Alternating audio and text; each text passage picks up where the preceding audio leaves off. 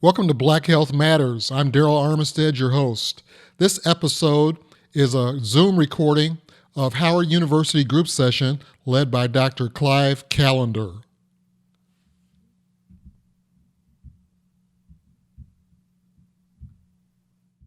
I don't know, but and many. It depends what side of the fence you're on. The Trump people think it's because they're enthusiastic about Trump.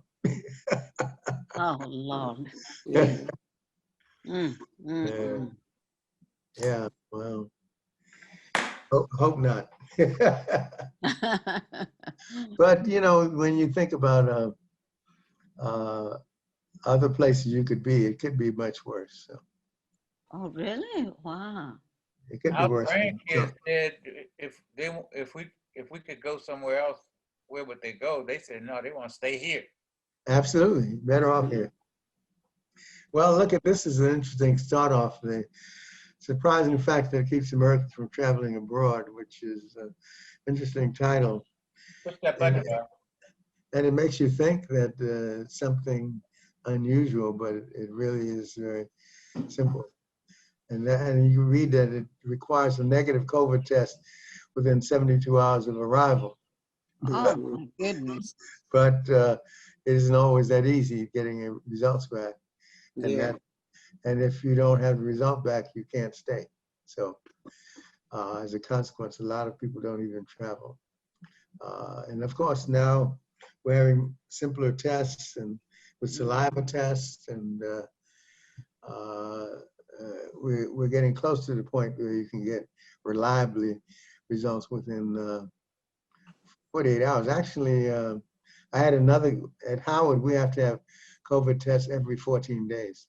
Oh, good. That's nice. So I had my test on Friday, and I got my results on Saturday. So we're getting better, but it's still that's not the case everywhere you go. So if you go in another country, it may not be as fast as that. So did you do what, blood or sputum, or what did they do? no, just the nasal test. Nasal. Oh, nasal. Oh. Yeah, and they do it differently now, as I think some of you who have recently had been tested can test to. They only do the anterior part of the nose. They don't go all up in the back of the nose anymore. Back to your brain, right? Yeah. They just do it in the I like that. anterior part of the nose, which is Yeah. not uncomfortable at all. So it's simpler. Mhm. But What's Dr. that? Callender, is it still as effective as going further into the nasal passage? Apparently, yeah. So that's why they've changed the testing so that they don't do that anymore. Right, because in the beginning, I think it was Dr. Oz or some doctor who said, if it didn't hurt, then you didn't get the real test. And those like you who were tested recently said they don't go all the way up now. No, they don't go in anymore. But I had They the changed it. initial test and they went all the way up. But Yeah. but now they just go superficially. They just spend do about 6 times in each nostril, and that's it. Yeah. I had a test yesterday. Oh. How At often are you testing, John? quarter to 2 in the afternoon, and I got my results just now, 8:30 this morning Good. at Kaiser. Nice. Oh, wonderful. Wonderful. Very nice. They test for several different viruses also, SARS-2, COVID, a couple other ones as well. Yeah. But I was concerned that so they said the rapid tests for travel, they're not taking that. Well, I think whatever country you go to, they test you there, and that's one of the reasons why they're not having a lot of international travel, because they test you there and you have to have the result back within 48 to 72 hours of arrival. You have to be tested there, and then so it depends upon the country you go to and how what kind of COVID test they have. I have a friend. He and his wife went home to China. His wife lives is from China, and they had, I think I told you before, they had to quarantine for 2 weeks Ooh, in a hotel, in a motel, in separate rooms for 2 weeks before they could move back to their home in China. Yeah. They didn't play. Well, now it's different in terms of they can give you a result faster than they could then. But if you're from the United States, it Right. still might quarantine you. Yeah. Well, okay. I think that's about. You can go down on that, but that's the essence of the reason that Americans are traveling internationally. You can go to the next one, I guess.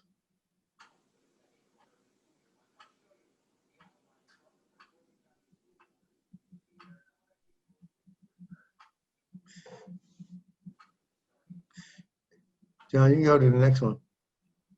It's up. I don't know. You're not seeing it? No. Still seeing the same one you had. Let's see. Can you go out of your Hold share? on. and come Yeah, back? I'm gonna go out and come back in.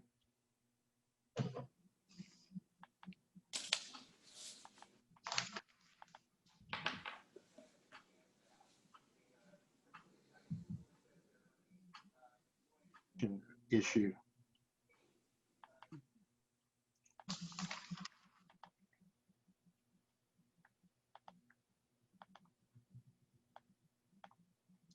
How about now? Yep. we see Okay, you. this is an article about the Trump White House, and there's so many things that are happening with Trump and the CDC that they actually have almost like spies in the CDC. who have no public health background, but they're just spying on the director. Mhm. It's amazing how Trump operates. You notice the White House declined to comment.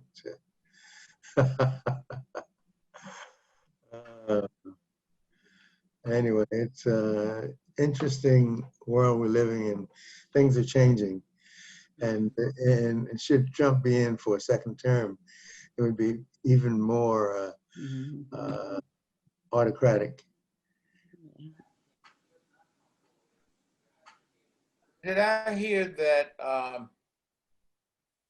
the governor of New Jersey, Christie, visited the White House and then ended up getting yeah. fired?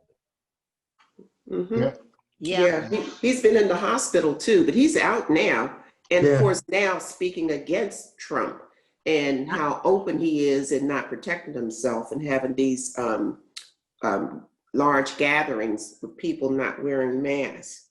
Super spreaders. They call it a super spreader, yeah, because they had so many people from that. Yeah. Trump's leadership is taking us backwards rather than forwards. Right. Mhm. It's I thought it was crazy that they would send some people to look that have no science background at all. right. Yeah, Right. that's why, yeah. That's What gets me. that's a sad commentary on Mhm. on our president and how he functions. But it's something we've grown to recognize. Also, I'd like to make a comment. The way he lashed out at Dr. Fauci was really, really disgraceful. I mean, he's a top infectious doctor. To me, it seems like Trump wants to be a doctor, MD, you know. Unfortunately, he's not. Well, he doesn't respect doctors. So. Oh, Yeah, he's a hater. wow. What's the hanger? Hater. Mhm. a hater. He's a Oh, hater. oh, okay. Yeah, That's what the dumb kids do to the smart kids. They hate them, yeah, yeah. All right, put them yeah. down, call them geeks. Yeah, yeah, yeah. Well, that's, it's interesting. That's a whole phenomenon, isn't it? Yeah. Yeah, But yeah. when he was dying, who did he go to? To the doctors. They saved his life from coronavirus. Mhm. Which is nothing more than like the flu. That's what he said, isn't it? Wow. Yeah. Speaking of Fauci,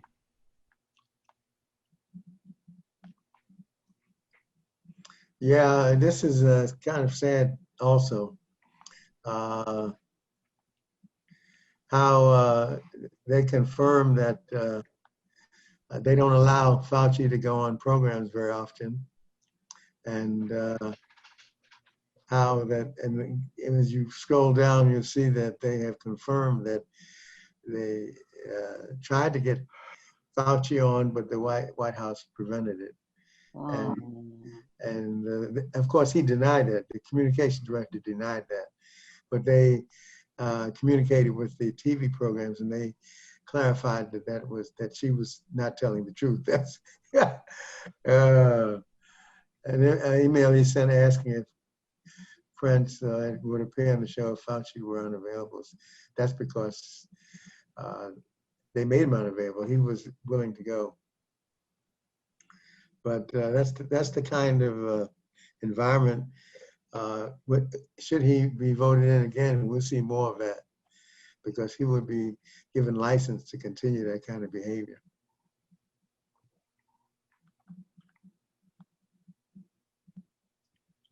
And of course, calling the doctor an idiot is not helpful. Oh, gosh, that's horrible. But that's typical Trump, though. So when did he say that? that was in the newspapers this Yeah. last week. Yeah, Yeah. Sunday or Saturday. Mhm. That's not in this article. Yeah, he called them idiots. That's very sad. Very, very sad. All right. Well, this next one is a little scary. Sorry about this. Which one?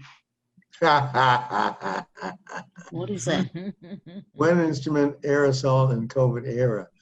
Talks about COVID and horns, trumpets, trombones, euphoniums, tubas, recorders, flutes, oboes, clarinets, saxophones, and bassoons. Mm.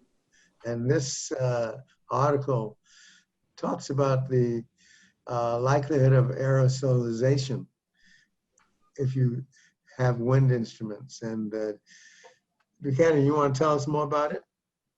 Yeah, this link right here is an hour-long video about the research that's being done. This was really done toward the earlier onset of the infection. So I think this was done like in April or March or April. It was very, very early on. And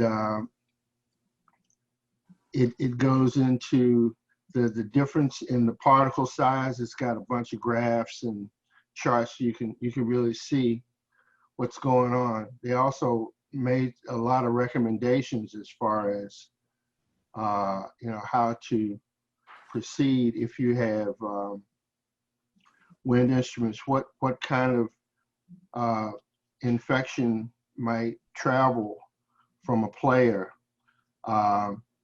Actually, one of the instruments that produced the least amount of particles and aerosol was a tuba, believe it or not. And one of the highest was the flute, because the flute just blows right across the hole and all the particles come out. And also the brass players produce a lot of spit coming out of their horns. Oh my gosh. Out of the bottom, condensation throughout the horn. Mhm. But they had very scientific studies where they had different instrumentalists in different performance areas, like a practice room or even in an open space, and they measured the amount of aerosols and droplets that were created. And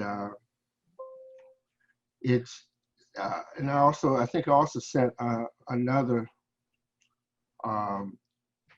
research study. It's about an hour, it's over an hour long if you guys want to look at it, but I think I sent it to Tatum, and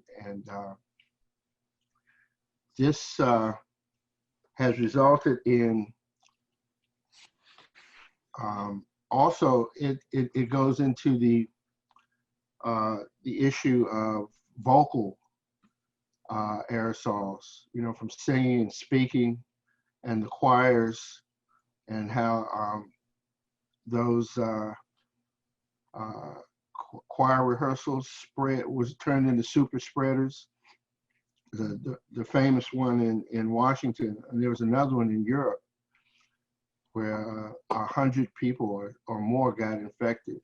Oh, And 4 of them died. Two of the people died in Washington, that from that one person that was sick and spread it to 60 people gosh. in that choir rehearsal. Mm. So it also refers to that. They're trying to make recommendations for schools, and I look back at Notre Dame. Notre Dame is still they're having band rehearsals, so the horn players have a cover over the bell of the instrument, the brass players, and they have these masks that have a little flap, so you can put the mouthpiece under the flap, so the particles don't directly come out. Wow. But and the flute, the flute is like this, and you blow across the flute. They have a cup that goes over where the wind would go across, and it collects it and puts it down. But I don't know. I wouldn't trust that. I wouldn't trust that at all. But when you're outside, the marching bands are, they practice inside, but they perform outside. Of course, they said it's much less of a chance of transmission. Also, they went into the particle size. What's the difference between droplets and aerosols? And it goes from, the millimeter down to the micrometer, microns, and then down to the very, very even tinier than microns as far as the aerosols. So The other problem with the aerosols is that they hang in the air for a longer period of time. Ooh. it surprised me. They said it could, without circulation, it could hang in the air for days. Oh my gosh. That really scared me. Ooh. And they also talk Yeah. about HEPA filters. You heard of those? Yes. Yeah. HEPA filters are very effective. I had oral surgery on Monday, and they had a HEPA filter, and I thought it was a fan. I told the assistant to move that fan out of my face.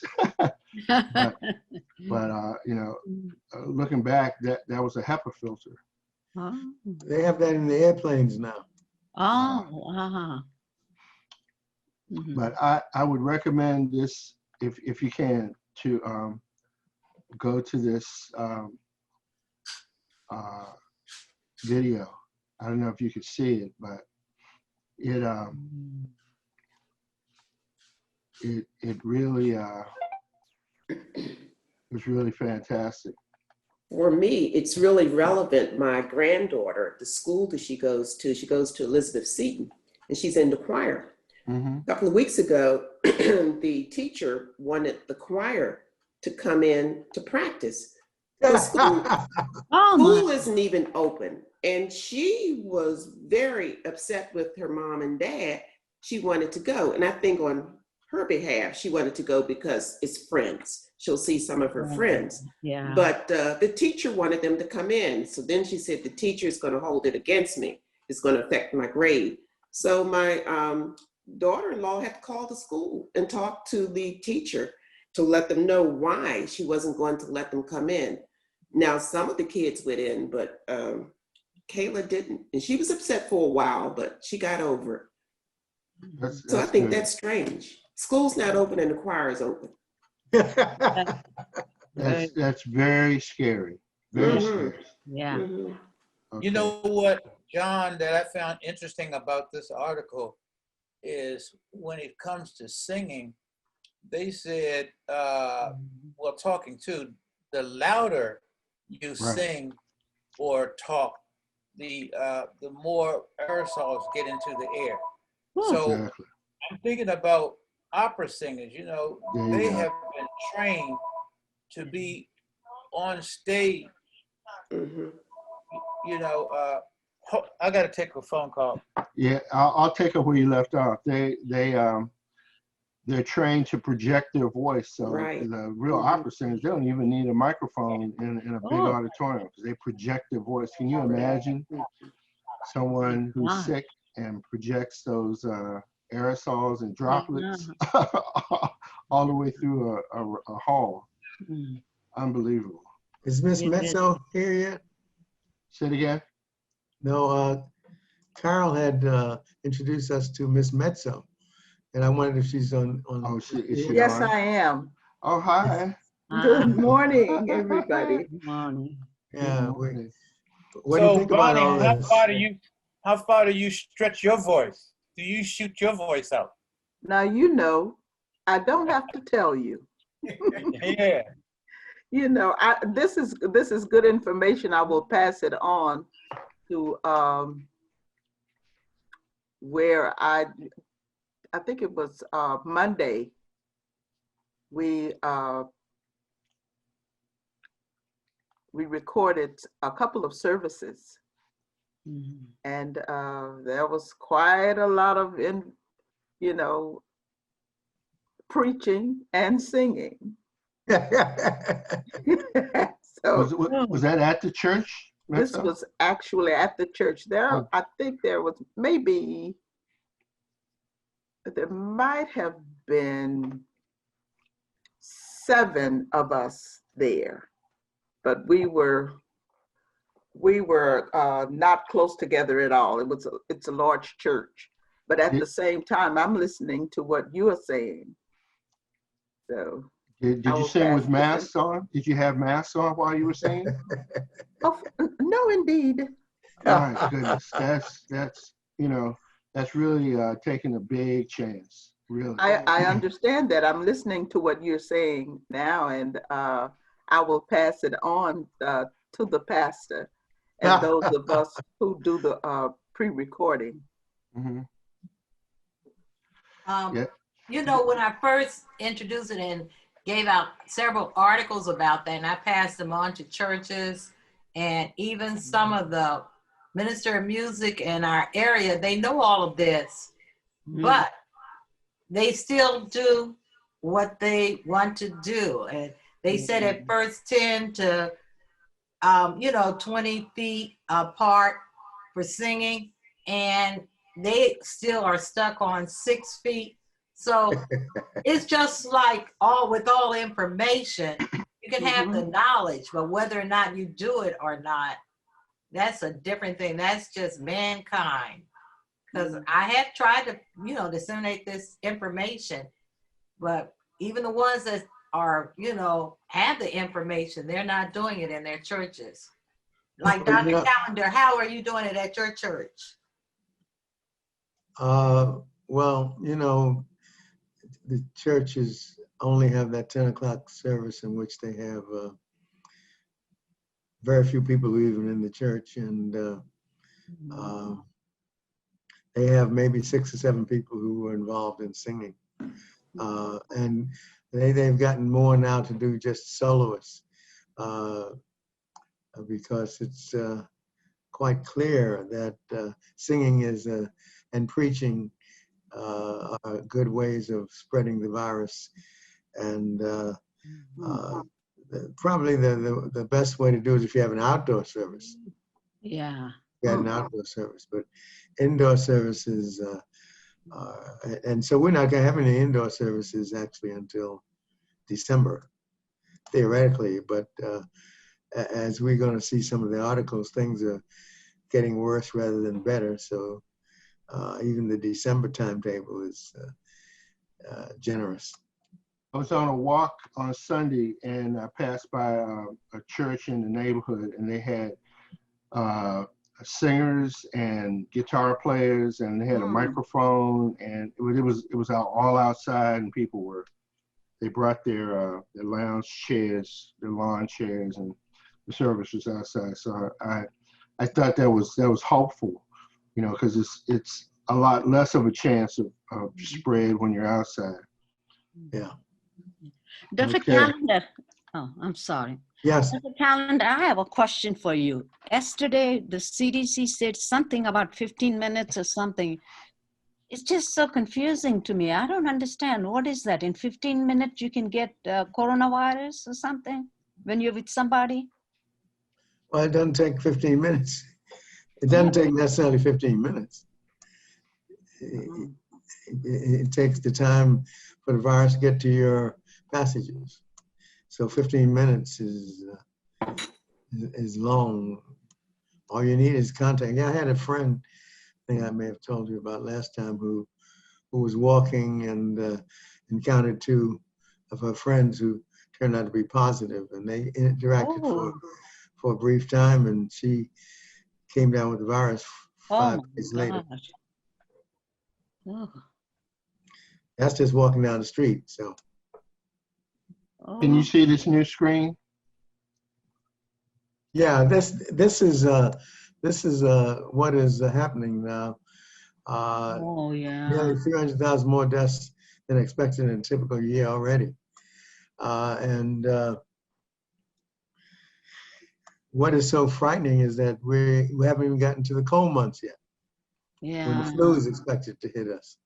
So it is expected that things will get worse rather than better. And so it's even more important to do social distancing and to wear your masks. Talk about how many deaths come annually from the flu. Oh my gosh. I've forgotten, something like 20,000, something like that. Wow, okay. You're talking about only in the United States, right? Yes, yes. Yeah. But I don't know the exact figure. I have to look it up back. In many of the articles, they compare it, and such a sharp difference. Of course, when you look back to the pandemic of 1918, it really pales in comparison. But who wants to go there? Yeah. Talk about 55 million deaths. Oh, my gosh. And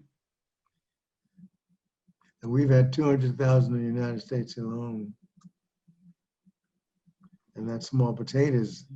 I just Googled it, and it says 61,000 deaths annually since 2010 in the United States from the flu.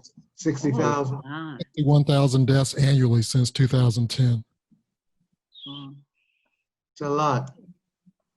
That is. That's just in the U.S.? Yeah. Carol? Wow.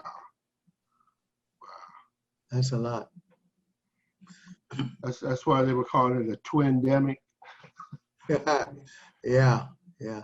But I think they're right here, the unexpectedly high mortality for adults in the prime of their lives has been a problem. And the fact that 25 to 44-year-old mortality was surprising to many. So nobody's spared.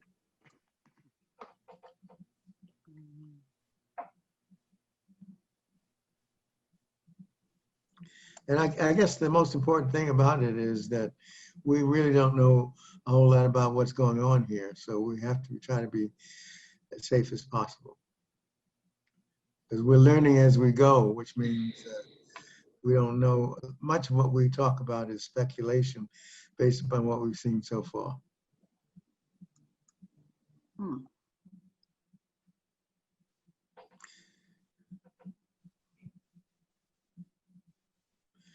what is interesting is that the excess rate of deaths for Latinos is even greater than for blacks, Yeah.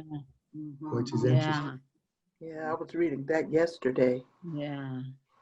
especially in the younger group of Latinos and their Yeah. children. Yeah, children. It's almost twice that of what it is for blacks. But the paragraph before that, among racial groups, the majority of people killed by COVID-19 are white. That's correct, because there are more Oh, white yeah. people than black people. But Uh-huh. it's the percentage Yeah. of blacks that are killed that is the issue.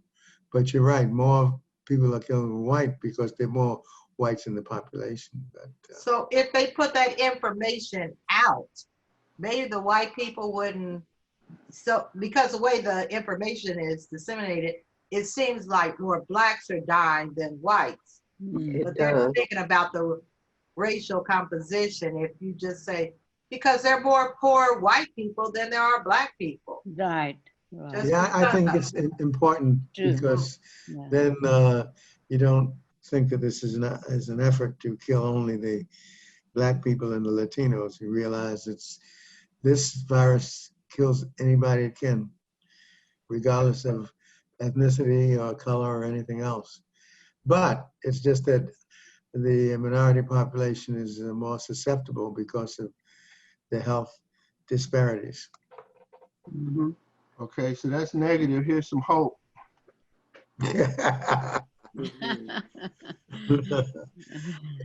Yeah.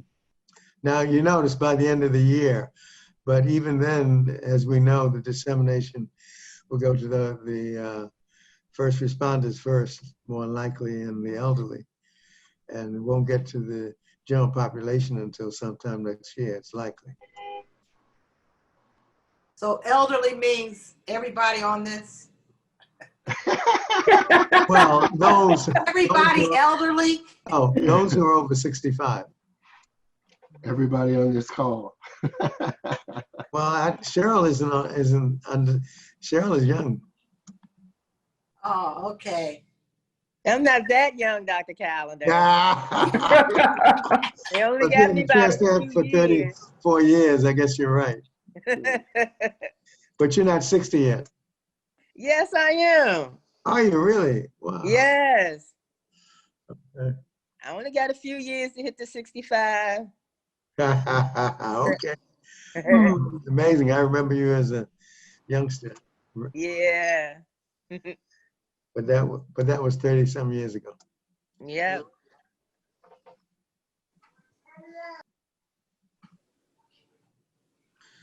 But at least this is encouraging that it's likely to be available by the end of the year. Mhm. Yeah, I was reading where there's a chemical from sharks called squalene that's used as a COVID therapy and part of vaccine preparation. And so there's people coming out saying, save the sharks, don't take a vaccine because it's killing sharks. That's interesting. You can always find a segment that has a different opinion.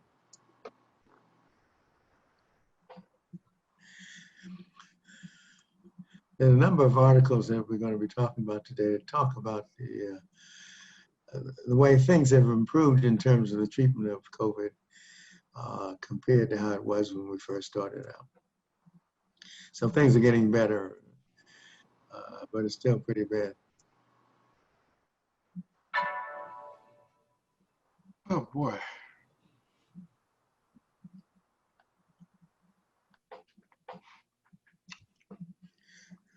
Now that was encouraging. This is a little discouraging. Yeah, it Back is. to reality.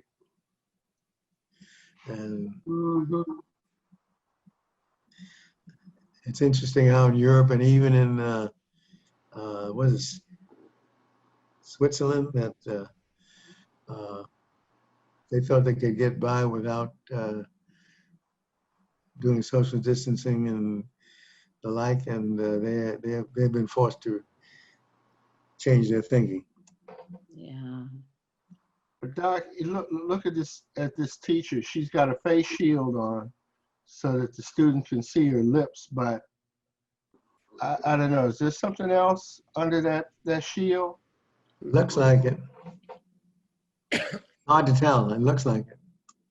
I was told that when you have a shield on, you still have to have a mouth, something over your mouth. Mm-hmm. Yeah. Yeah, that's this test that showed that the shield alone is not as effective as when you have a shield and a mask. Right, I was told. And also, if you have glasses, that helps as well. Mm-hmm. Because you can get the virus in your eyes. Ooh. So, What? Oh yeah. yeah, that's why, for example, Gosh. in the operating room, we, as you know, Chaplain Thorpe, we wear goggles as well as the mask. Ooh, I will start wearing my goggles. I do have goggles. Because they have reported eye infections from coronavirus, and the data indicates that people with glasses are protected more than those people who don't wear glasses. Well, I can't tell you how disappointing this is because my vision used to be 20/60 and I worked long and hard to get it down to 20/30. And I don't need glasses anymore, except for now with COVID, I need glasses. Yeah. Yeah.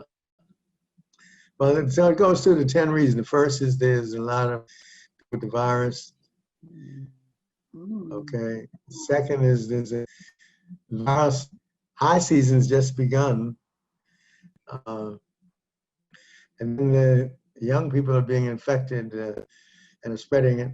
Yeah. Far more infections than we know, which is, look at it. We've only tested maybe what, 10% of the population, if that. Right. That's thinking more than, because I think the data would suggest it's maybe 5%, but highest would be 10%. So that means 90% of people don't even know whether they have infections or not. And then fatigue is coming out. People are relaxing their guard. Just at the time when it's important to elevate your guard. People are just fatigued. Now, what are you going to do about your Thanksgiving and your Christmas? What are you going to do? Halloween. Alone. What about Halloween? Well, at least more people will be wearing masks. That's Yeah, funny. it's true. There will be, but I hope people recognize that the need for small gatherings is important. So talking about less than 10 probably.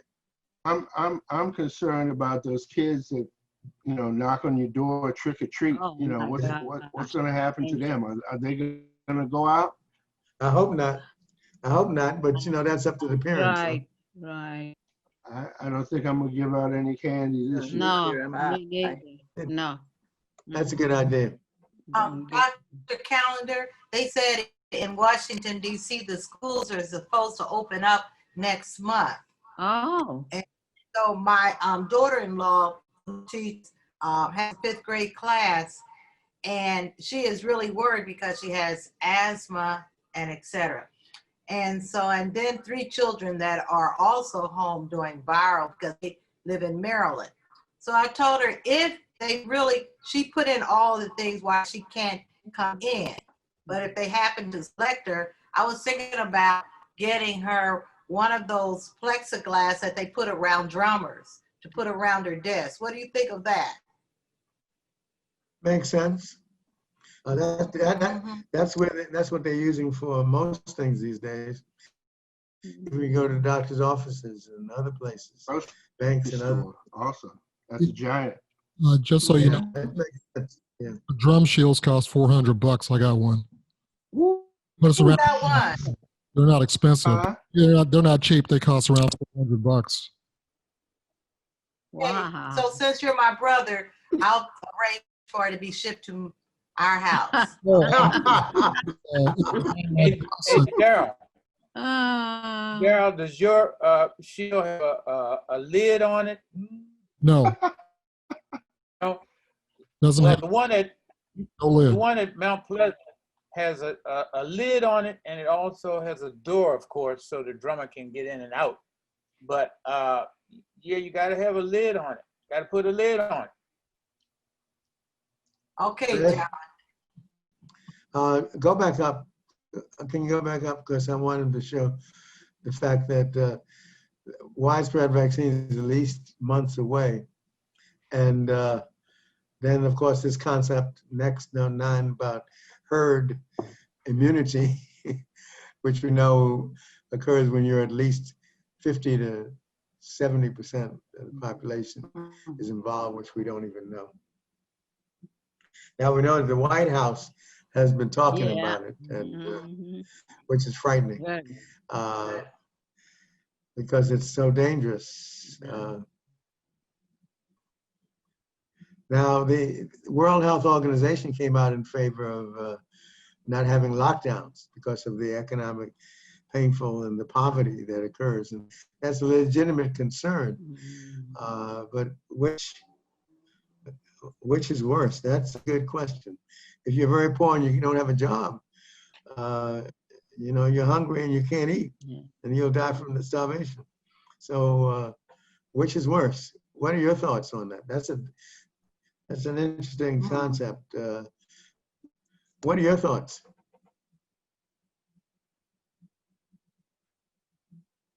I kind of think the Chinese model is the best one, where at least in the areas of high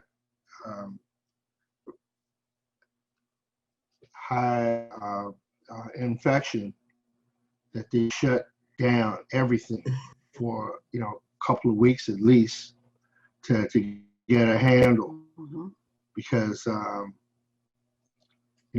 after they did that, then they were able to get control over the virus. If they just let everybody go and do whatever the heck they want to do, it's gonna, to me, it's gonna take over. I mean, this is a it's a powerful enemy. It's a powerful weapon, against humanity. It's and we're trying to battle it with rocks and stones instead of micro and What about the economic tools. What about the economic penalty? Well, ask the funeral directors. They're getting too much work. Yeah, that's right. Yeah. Any other thoughts on it? Daryl, anybody else? What are your thoughts? Which is worse, the economic peril or the peril of the virus? Coronavirus. I mean, from a political standpoint, dead people don't vote, so really not much of a big concern. But from a humanitarian standpoint, it's got to be the virus. I mean, there's things that you can do. There's enough money circulating in the world economic system to pay people a living wage during a shutdown. I'll go along with the virus being the worst thing too, because you can't do anything if you have the virus. You can't spend the money if you had some. Right, that's true. That's an interesting point that Daryl raised about the fact that spreading the money out would do it, but are we willing to do it? That's the question. Yeah, there's an inability to do it. There's a lot of courts that are striking down executive orders for COVID restrictions made by levels, mayors, governors. They'll say businesses can reopen, then a court comes in and says, that's unconstitutional. That's Yeah. restricting free speech, so on. And so they knocked down that executive order. So unfortunately, we're a nation of laws, and our law enforcement system isn't any good. Yeah. Be careful, Dr. Calendar's brother is a judge. Yes. Well, but yes.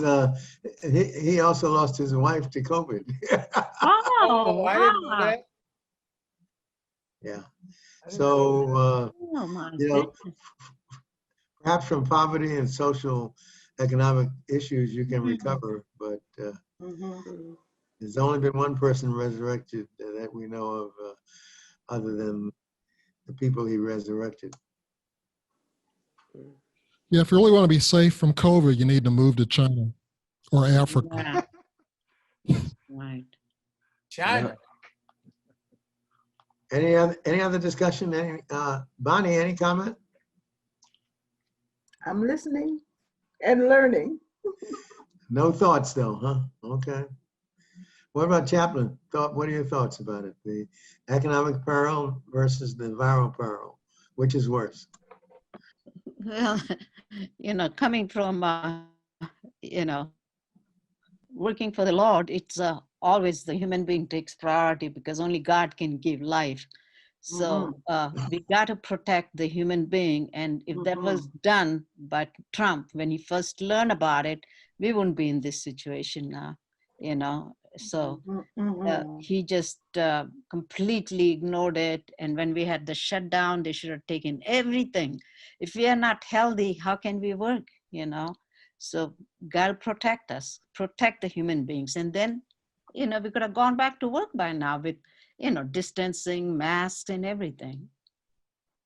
So piggybacking on something that Maya said, the Bible says you will always have the poor among you. Right. Okay, so when it says you will, who is the you? Yeah.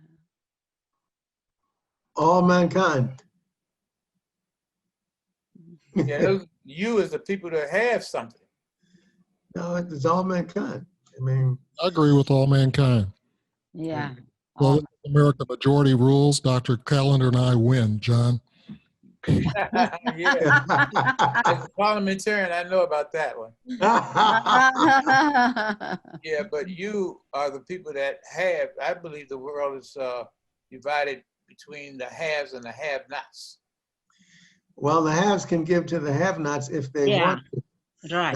That's the issue that Daryl's mentioning, but he's not highlighting it. But they could if they wanted to. Now the question is, do they want to? Are they willing? And it appears that in general, they are not willing. Look at us. We're still hassling about whether or not we're going to support our people who are in great need. Yeah. Congress been at it for what, 2 months? Yeah. Yeah. And that's why they have, because they're not willing to give. And if it wasn't for it being an election year, there wouldn't be much of any talk or actions about stimulus payments. We're only getting paid because it's an election year.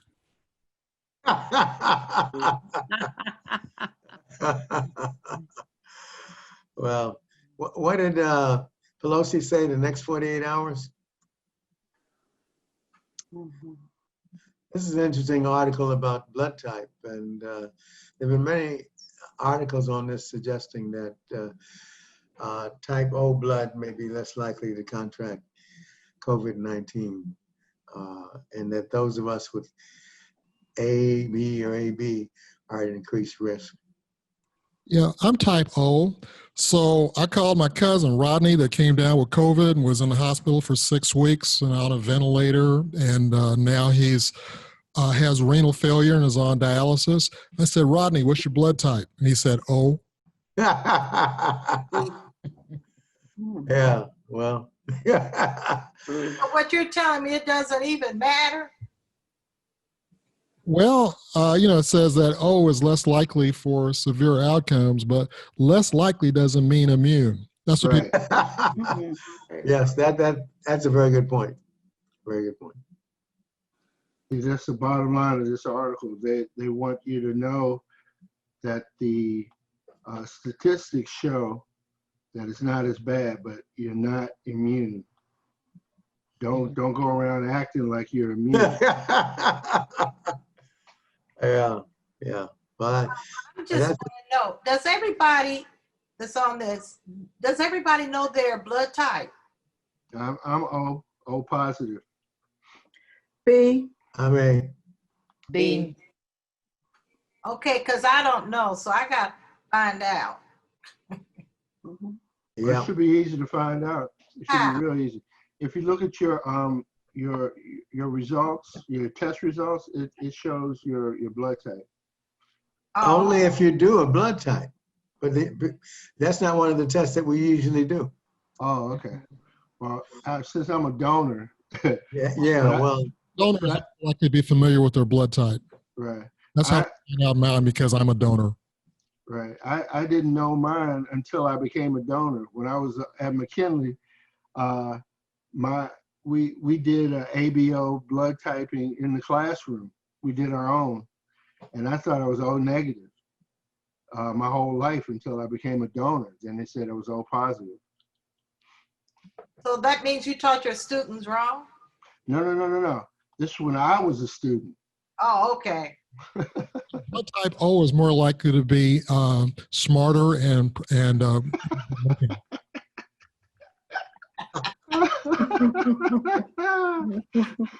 I love it. I Okay. thought A was for excellence. Oh boy. Okay, here we go. Now, this is an interesting article on herd immunity because there's a lot of talk in the White House about waiting for herd immunity. Of course, now that Trump has had coronavirus, he can talk more and more about herd immunity because he has it. And so he's not going to be impacted by it.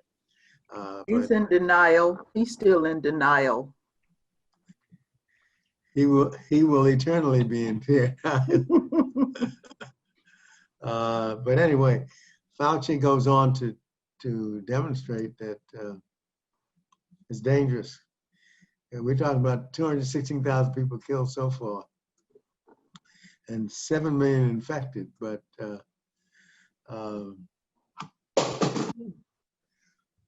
were we to talk about herd immunity, we're talking about how many more deaths?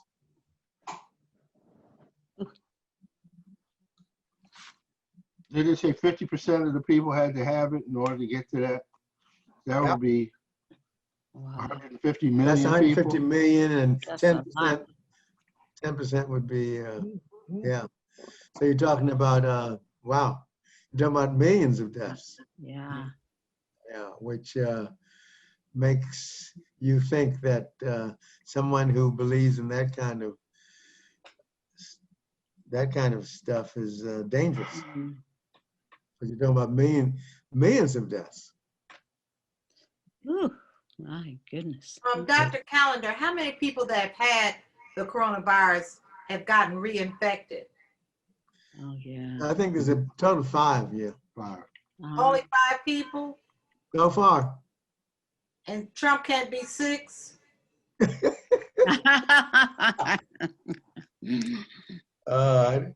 No comments.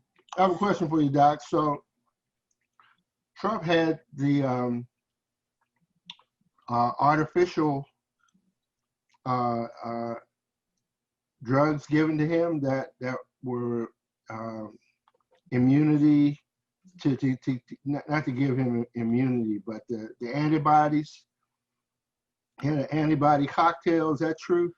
And We is don't that- even know. We don't know. You're not patient confidentiality, and we don't even know what he received. A lot of the stuff that they say he received seem to be inappropriate because most of the treatments that they give are for people who actually are very sick and need respirators. So that we don't really know what he actually received. I heard he got some kind of antibody or something treatment. But so my question is, if he got that artificially, does that mean that he really has the antibodies in his body now? Is that a momentary thing, or is he gonna be immune? Well, we don't know anything about what he received, and it is my feeling that he didn't receive anything different from what most other people received. And he wouldn't have received the dexamethasone because he didn't have respiratory trouble. There was another antibody treatment that theoretically doesn't prevent you developing antibodies, but it may delay the onset of antibodies. But until we actually know the facts, it's hard to postulate. Ooh, Now, this is another problem, and it makes me yeah. wonder about Trump and whether he has a mind problem from the COVID. But most people think that developed long before the COVID. But they talk about the neurological symptoms of COVID and the impact upon the brain. And there are many other long-term effects of COVID remain for months.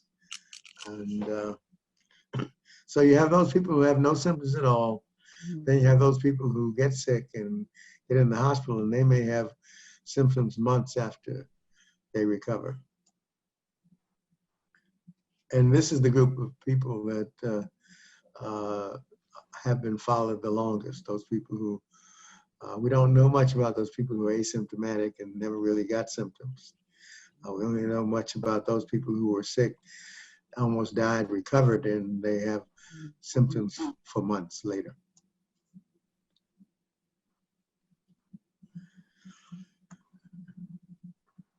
So in addition to those people who die from it, there are those people who are impacted and have brain damage and other damages, like your friend, your relative who has kidney failure. And so when we talk about herd immunity, we're talking about putting all those people at jeopardy and not only dying, but having long-term morbidities, which is why Fauci and many others are so strongly opposed to this concept of trying to promote herd immunity.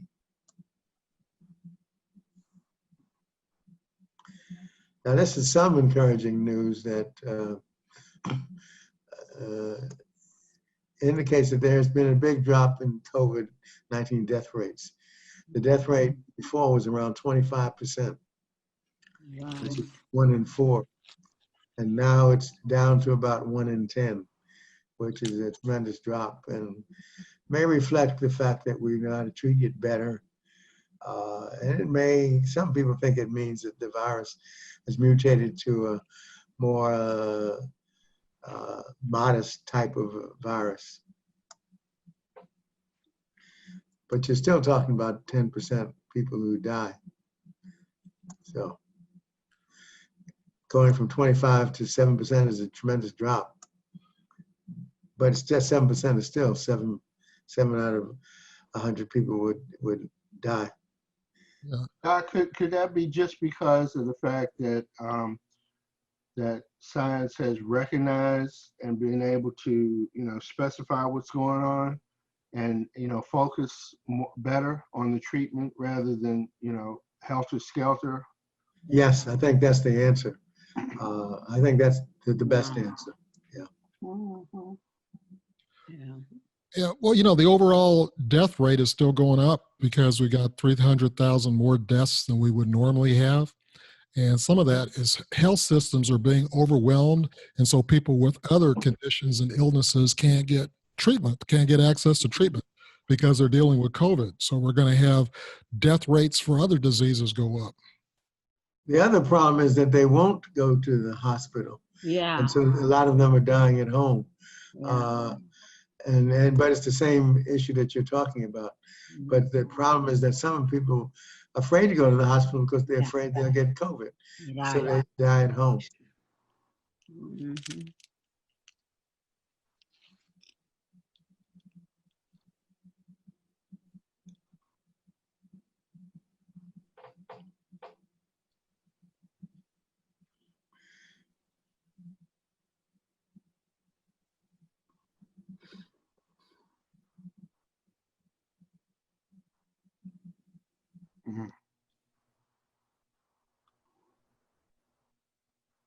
Yeah, that's the thing about Trump, is he kind of acts as though coronavirus is a benign illness and forget that it's killing people, even though it didn't kill him. It's killing other people. And it almost seems cavalier that you would think that herd immunity is something worth pursuing. Remember the infections that we identified in children with patches on the hands and soles of the feet, and now we're seeing some of that in adults.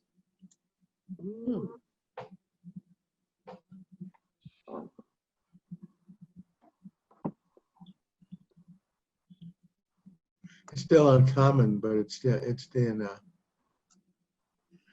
And as we look for it more, we'll probably find it more.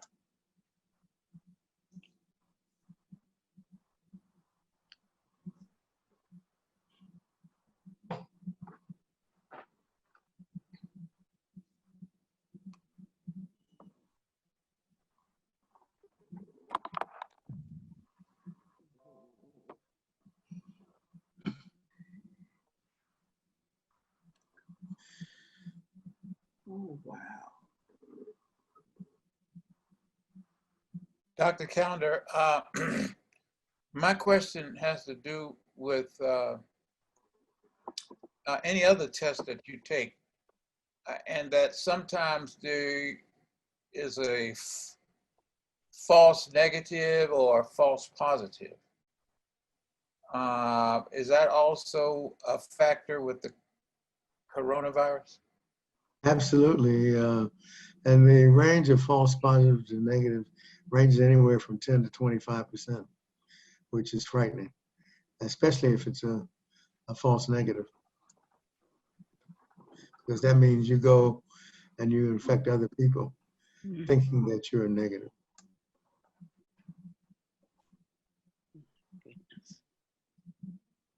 Says that the people that get this, nearly all of them were Black or Hispanic.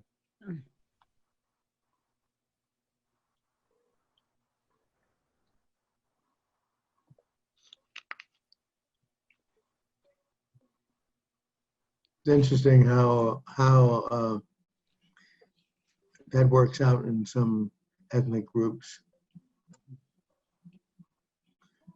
like sickle cell, and also the renal disease of HIV, which is in 92% African American problem. This is bad news here. There's no treatment. Oh my goodness. No treatment for what? For this MIS, This syndrome, yeah. adult syndrome. Yeah, very few cases, and we're not sure how to treat it.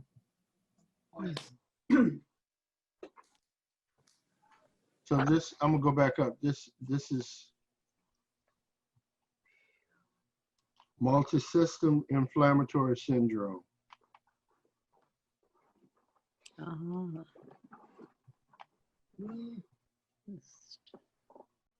All right.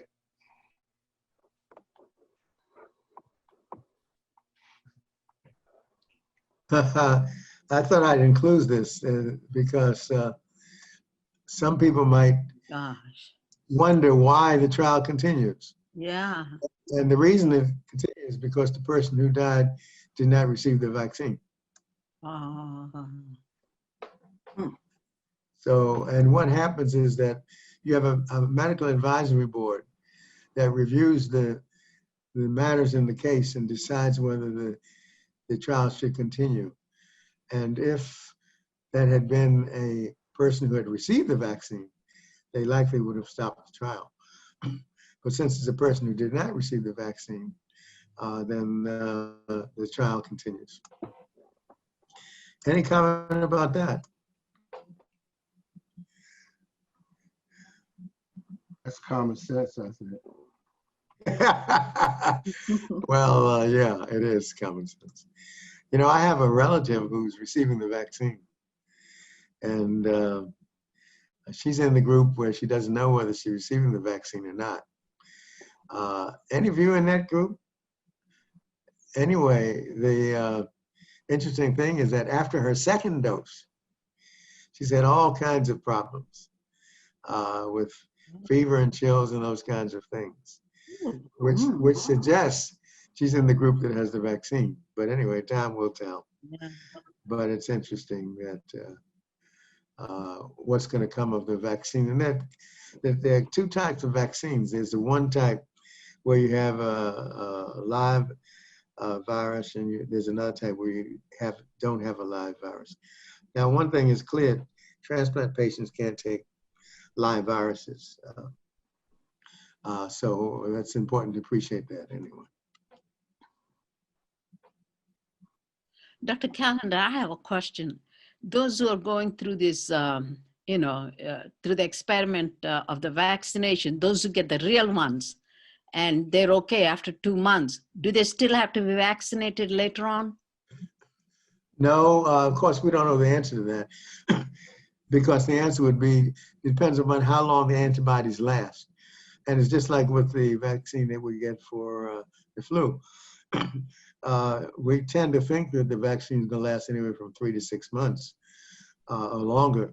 But we don't know yet with the coronavirus how long the antibodies will last. So I guess we don't know yet. The presumption is going to be 3 months. Dr. Callen, I have a question because blood pressure medicine, well, that's not vaccine, but the point is still, there may be some people who try the vaccine, or maybe there'll be different vaccines because some people may be allergic, or maybe the side effects of one is too much. They have to try another one. She's also very passionate about deforestation. She creates a GoFundMe page too. So, can you be allergic to certain vaccines? Well, there's going to be there are 5 vaccines, you know. So, and there are different ingredients for each vaccine. So it's conceivable that you could be allergic, but it is unlikely because it doesn't have the general products that cause allergies, like eggs and those kind of things, because they avoid that. But there could be a different type of vaccine that will allow for the transplant patient to take it. And so a vaccine would be okay for some and not okay for others. And then that would be determined by when they do the 30,000 people who've had the vaccine. They'll look at the different types of patients and see what kind of complications occur in each type of patient. That's why you need to have people of all ethnicities and ages. For example, my relative that's taken it is 75.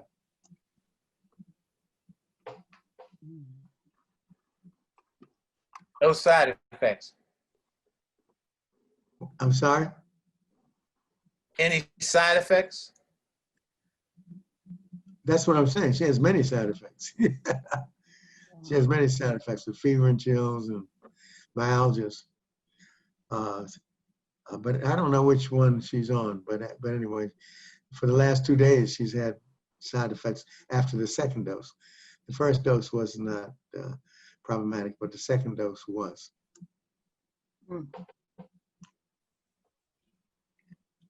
And after these tests, that's why you have phase 3 to find out what are the side effects in different populations, ages, and ethnic groups.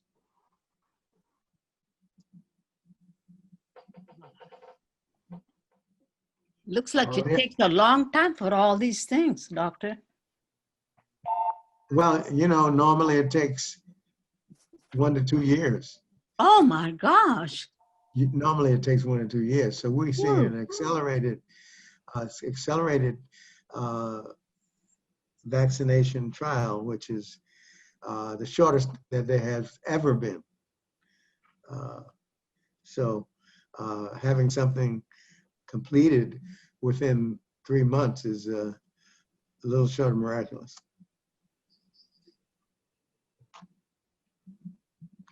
Although it may seem like an eternity.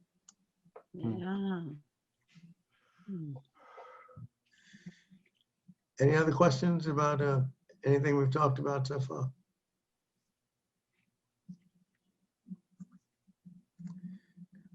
Do we want to set up another date for the app? I'm sorry, I had a emergency call on Tuesday. Do we want to set up another date for the app meeting? Yeah, Monday or Tuesday would be good. Tuesday's bad for me, but Monday afternoon works better for me. Monday Okay. afternoon is good. Yeah, that's good. Joyce? Me also. Yes. Yeah, What All time? right. What time? 1:30. good. 1:30 it is, okay. All right.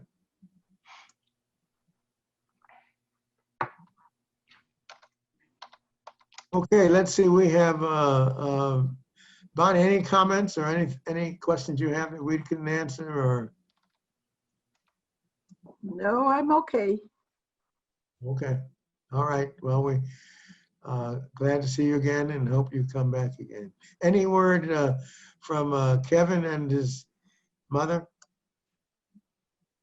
Right after our conference, I'll call them to see how they're doing. Because I haven't heard from them in a while. Yeah, they have been on this in about 6 weeks or so. Mhm. Let them know we miss them. Dr. Calendar, you gave us some information at the beginning and only 3 of us were on.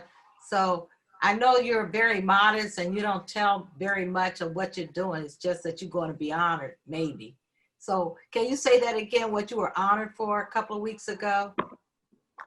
Oh, they had the calendar, well, actually, the Kuntz Calendar Drew Symposium, and this is the 10th year that they celebrated this symposium. At this symposium, I presented because I'm the only one living that's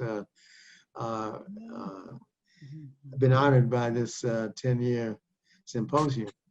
And they have different presentations on health disparities and organ and transplantation. And since this was the 10th anniversary, I gave a presentation on live donation, but before it, I gave a discussion on the lives of Samuel Kuntz and the tremendous contributions of Charles Drew. And since some of you may not know that Samuel Kuntz was the first African-American transplant surgeon in the United States, and he made many awesome contributions, one of which is that he did a live transplant on the Today Show. And it was so successful that 25,000 people volunteered to be donors after his presentation. He also was the first to do non-twin transplant when he was in his residency, and also he was the first one to do a kidney transplant in the Middle East as well. So that he was an awesome figure. His interesting life is that he applied for college and did so poorly that they had to put him in remedial classes before they allowed him to go to college. After college, he did well, but he was rejected in medical school, but finally was accepted and then turned out to be an awesome person who was a pioneer in kidney transplantation. And so that's kind of a brief summary of what the symposium is about. It had a great presentation that was unique from the David Satcher Institute in Atlanta, in which we talk about the social the social disparities, but we often don't recognize that many times these health disparities are caused by political manipulations by the white supremacists of the world. And this presentation addressed the policies and laws that are put in place that cause these health disparities, and how that we need to spend our time in overcoming these policy-induced health disparities. Anyway, that's a summary of what we talked about before. Dr. Callender, I remember when I heard your lecture at the NIH. That was over 20 years ago, I think. 1996. You had a young lady on there who was a bone marrow donor. I think they call it a donor.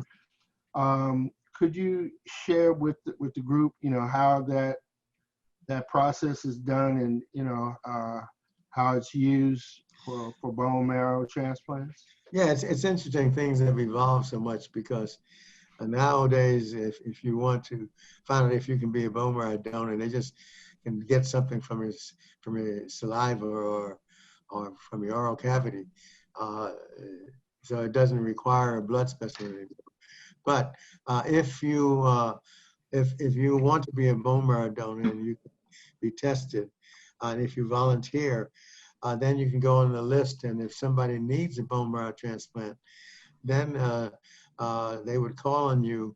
You'd be on the list, and then they would call on you, and then they would do a bone marrow transplant, which involves taking your marrow from your bone and giving it to a person. This has been the treatment of choice for cure of leukemia, the different leukemias, and other cancers, some cancers that can't be treated otherwise. It's something that is important because in order to get a successful bone marrow transplant, you have to have a match, which is more important than for kidney transplant, because you can have a kidney transplant and not have a good match. But for bone marrow, you have to have a good match. And so the sources for bone marrow transplant are either bone marrow or stem or cord blood. And so these are things which really give people a second chance at life who would otherwise die from different forms of white cell cancer. Leukemias, that's what leukemia is, a white cell cancer. That's a brief summary of Buchanan, anything else you want me to mention? Well, if you turn out to be a donor, what's the process of them getting your bone marrow from you? How do they get it? They put you to sleep, and then they put you to sleep, and then they stick your bone and get the bone marrow. It's a short procedure, but it's something that is life-saving and associated with little pain afterwards for the donor. Do they always put you to sleep? Yes. Do they give anesthesia for that? Yes, that's what I said. Put you to sleep. My gosh. Oh. Yeah, they put you to sleep. I ask because I have You don't feel any pain. Yeah. I have sarcoidosis, and years ago I was in Howard and very sick, and it was NIH that came to me and wanted a sample of my blood and the marrow, and I remember them going in the back, and I don't remember being asleep. And after I was there for a couple of weeks and better, they came back for a second sample, which later my doctor told me, oh, you could have charged them for that, and blah, blah, blah. But it was many years ago. It was 77, something like that. Wow. But I think at that point, I wasn't asleep. I wasn't medicated. The first time around, I was probably too sick to really realize it. The second time they went in, I mean, it was painful. Yeah, that's why they put you to sleep. Yeah. So you don't have pain. Right. Yeah. I remember the young lady that was on the panel with you at the NIH. I mean, she was very, very attractive, and she just said she was a donor, and she said it just felt like somebody had punched her in the hip. That's when she woke up, right? After she woke up, yeah. Well, you have a good memory. That's 24 years ago. I remember her face. You still remember her face 24 Oh, years yeah. later. Wow. And she's the reason I decided to be a blood donor. Or you. Wonderful, wonderful. Wow. But you know, the fact, Who was and her? I was scared of needles my whole life. I hate needles. Hated But, it. hated. But I when I became a donor, you know, and I think I have seven more donations before I get to 100. Now I'll be in the Hall of Fame Congratulations. at the NIH.